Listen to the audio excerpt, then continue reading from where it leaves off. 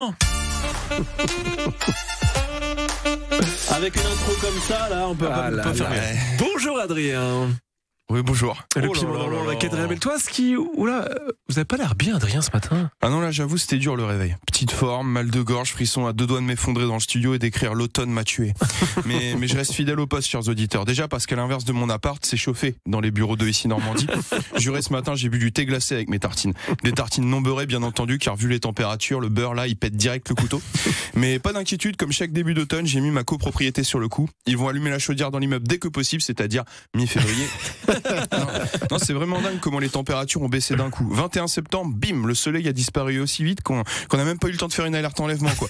Terminer la saison des claquettes, direct la saison de la raclette, quoi. Donc vu le temps, si je fais des activités ce week-end, c'est en intérieur, et ça tombe bien, puisque c'est la fête des cinémas normands. Oui, tout à fait. Du 26 au 28 septembre, dans tous les cinémas participants, la place de cinéma est au tarif d'unique de 5 €. Incroyable ce message publicitaire, François. On dirait que c'est moi qui l'ai écrit. Donc oui, pour moi ce week-end avec Bobonne, c'est cinéma histoire de rester au chaud. Enfin, avec des limites quand même, parce que le cinéma de Lisieux, le Majestic, c'était un peu trop chaud samedi dernier. Je sais plus s'ils ont passé Notre-Dame brûle ou la Gare du Feu, mais c'était trop immersif, quoi. Voilà. Moi, l'immersif d'ailleurs, c'est pas mon truc, même quand c'est bien fait. Par exemple, au Futuroscope, j'ai payé 56 € pour voir des films immersifs. Bah, c'était tout pourri, mais vachement bien fait. J'avais vraiment le sentiment de m'être bien fait baiser, quoi. donc là, c'est sûr qu'avec des places à 5 € tout le week-end, on risque pas grand-chose à aller voir le dernier chef-d'œuvre de Christian Clavier. Après, on n'y gagne pas grand-chose non plus, c'est vrai. De toute façon, au cinéma, en ce moment, rien de folichon. Il y a bien le dernier film de Leonardo DiCaprio, mais j'ai pas trouvé ça très crédible. Voilà, sa copine dans le film, elle est vieille, elle a au moins 34 ans. Personne n'y croit, hein. C'est 14 ans de trop pour Leonardo DiCaprio.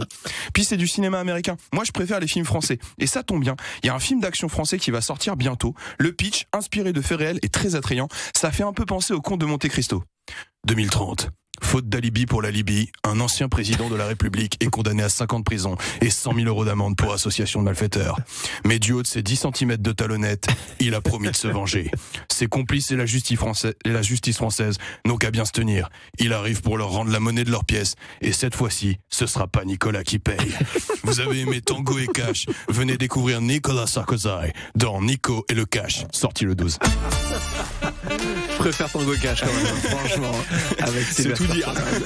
Très bon publicitaire en fait. Pas mal, hein, pas mal. Écoutez, il y a énergie qui m'appelle, hein, je vous dis, hein, voilà. Ouais, bah vous bosserez quand même pour nous, tout le temps. C'est vrai. On Toute vous votre lâchera vie, pas. toute votre vie. Libérez-moi.